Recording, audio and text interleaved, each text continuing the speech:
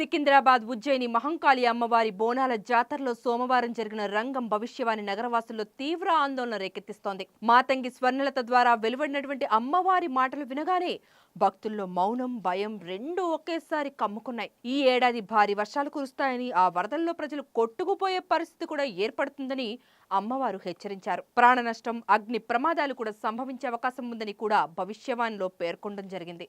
ఈ మాటలు వినగానే ఆలయ ప్రాంగణంలో ఒక్కసారిగా నిశ్శబ్దం అలుముకుంది. కొందరు భక్తులు కళ్ళు మూసుకుని దండం పెట్టుకుంటే, మరికొందరు గుసగుసలాడుకుంటూ ఆందోళన కూడా వ్యక్తం చేశారు.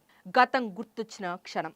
భవిష్యవాణిలో వరదలు, ప్రాణనష్టం అనే మాటలు వినగానే చాలా మంది పెద్దల మనసుల్లో 1908 నాటి మూసీ మహావిలయం మెదిలింది.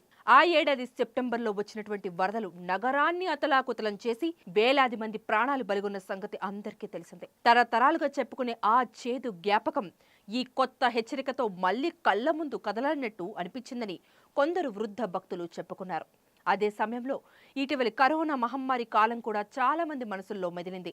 ఆ సమయంలో కూడా ఊహించని రీతిలో ప్రాణనష్టం, కుటుంబాలు చెల్లాచెదురు కావడం చూసిన అనుభవం ఇంకా మాయని గాయంలానే మిగిలిపోయింది.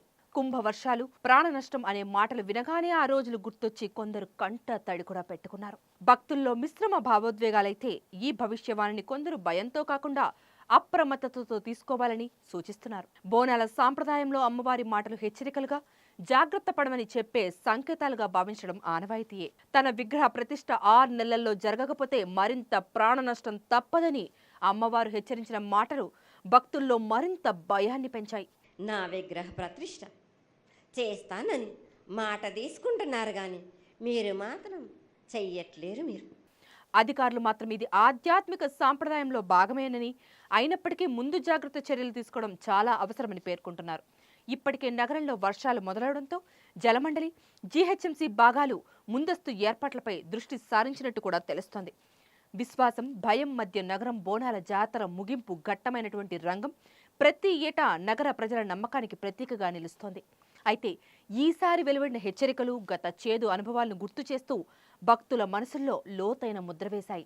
అమ్మవారి మాటలను శిరసావహిస్తూ జాగ్రత్తగా ఉండాలని పెద్దలు యువతకు సూచిస్తున్నారు.